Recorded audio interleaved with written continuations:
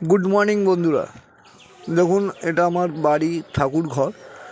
এখানে গিয়েছিলাম সকালবেলা উঠে, আপনাদের দেখাচ্ছি। এই দেখুন, এখানে হচ্ছে কালী মায়ের মূর্তি, সারদা মাতা মাথায় সিঁদুর পরিয়ে দিচ্ছে।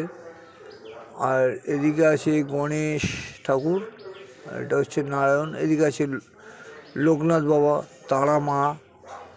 তার পাশে দেখতে পাবেন এই যে বজরংবলী, ঠিক আছে। তারপরেই দেখতে পাবেন কিছুটা দান দেখাচ্ছি, লক্ষ্মী ঠাকুর, মা লক্ষ্মীর স্থান বসে আছে। এরপরে আমি দেখাবো আমাদের বাইরের প্রকৃতি।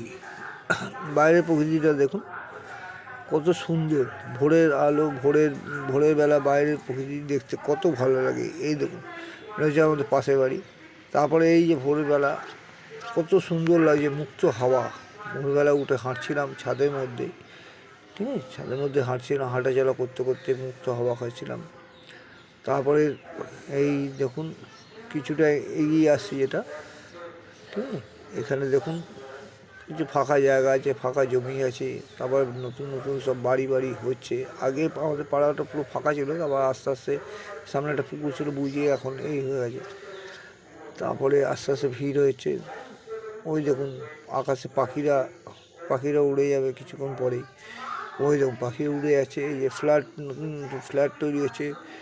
তারপরে ওই আমাদের সামনে ক্লাবের টাওয়ার বসানো আছে। এটা হচ্ছে পাশে বাড়ি, এটাও একটা বৌদি দিদির বাড়ি। এটা একটা ফ্ল্যাট, নতুন ফ্ল্যাট হচ্ছে। এটা আমাদের পুরো বাড়ির ছাদ।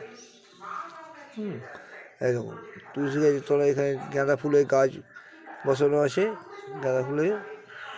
গাঁদা ফুল হয়েছে।